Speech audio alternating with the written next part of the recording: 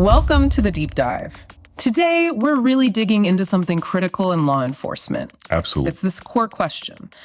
The way officers train with firearms, is it actually preparing them for what they face out there? You know, the unpredictable reality. It's a vital question. And for you listening in for that deeper understanding, we've looked at a lot of expert analysis.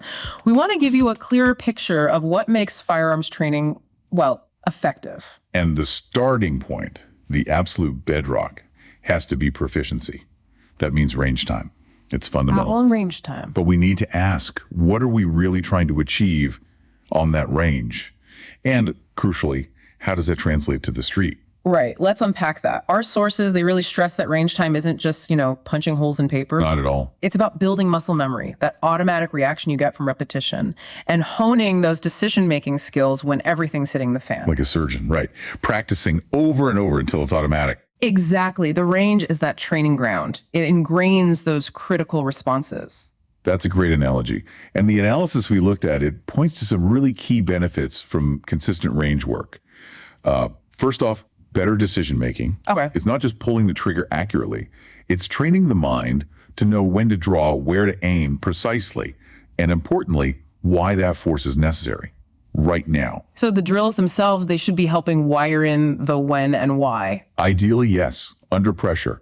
That regular, almost scenario-like practice helps refine those split-second calls. Building that instinct, basically. An instinct rooted in training, so under extreme stress, the action is decisive. Decisive and appropriate.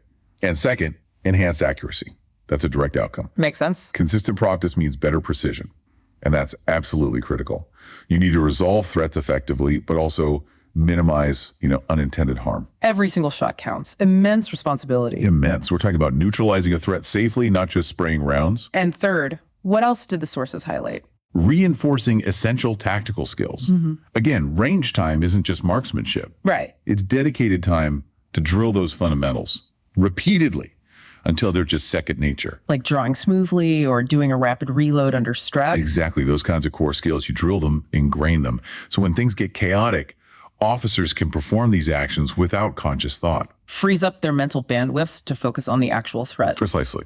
Okay, so all this really underlines how vital range time is, but we also have to acknowledge its limits, right? Absolutely. The very nature of a typical range, it's controlled, structured. Yeah, it lacks that real-world chaos, unpredictability. And that's the gap.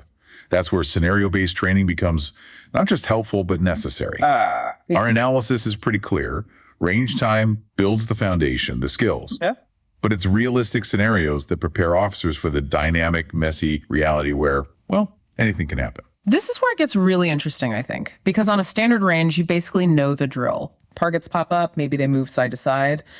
But the real world, threats from anywhere, the environment changing instantly. Officers have to adapt on the fly. And scenario training forces that. It throws them into complex, dynamic situations.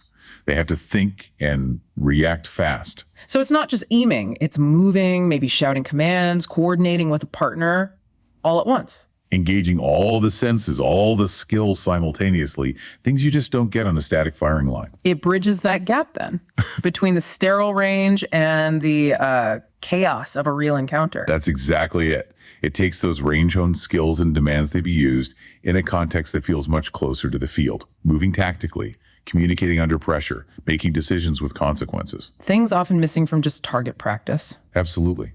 And it's not just about the individual officer either. How so? The forces really highlight how crucial these realistic scenarios are for building team coordination, tactical coordination. Right, because you rarely operate alone in those situations. Exactly. Being a great shot is one thing.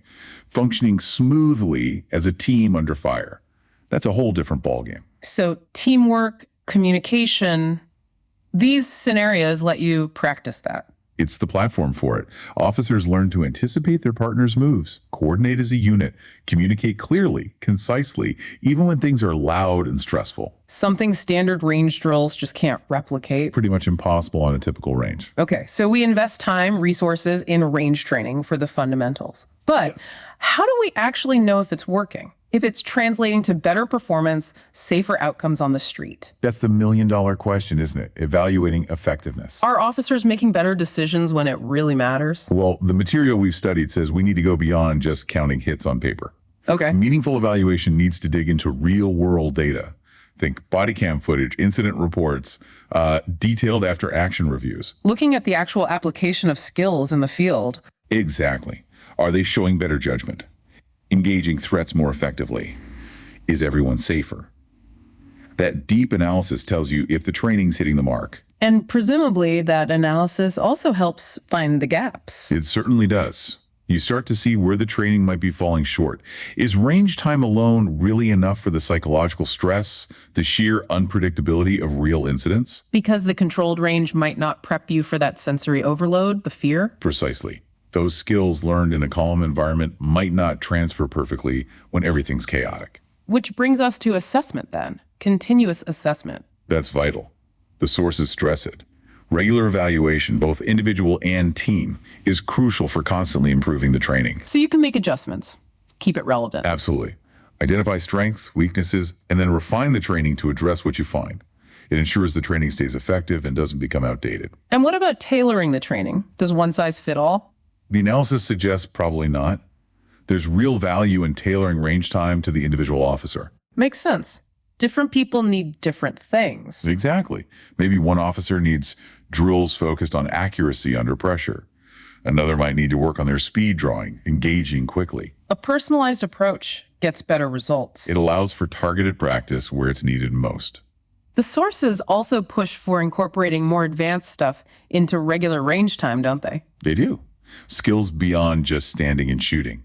Think shooting accurately while moving. Using cover effectively, maybe in low light. Yes, or shooting with your non-dominant hand. Things that reflect the complexity of real fights. So moving beyond basic marksmanship. It expands the officer's toolkit, makes them more adaptable for a wider range of high-risk situations. Cultivating that adaptability is key. But it's not just more range time or only advanced techniques, is it? There's a balance needed. A critical balance. The analysis really underscores integrating range time effectively with other training elements. Like the scenario drills we talked about. Exactly. And realistic decision-making exercises, even physical conditioning. It's got to be holistic. Right, because you need the shooting skill, but also the judgment, the mental resilience, the physical ability. It all works together. Developing that well-rounded capability, optimizing how range time fits into that bigger picture is essential for creating truly prepared officers. Okay, but let's be realistic. There are challenges to implementing all this, right? Budgets are always tight. Always a factor. Limited resources are a constant reality for agencies. So how do you make it work? Well, the material suggests strategies to maximize efficiency. Things like dry fire practice. Cost effective. Very. And virtual simulations, too. They can supplement live fire.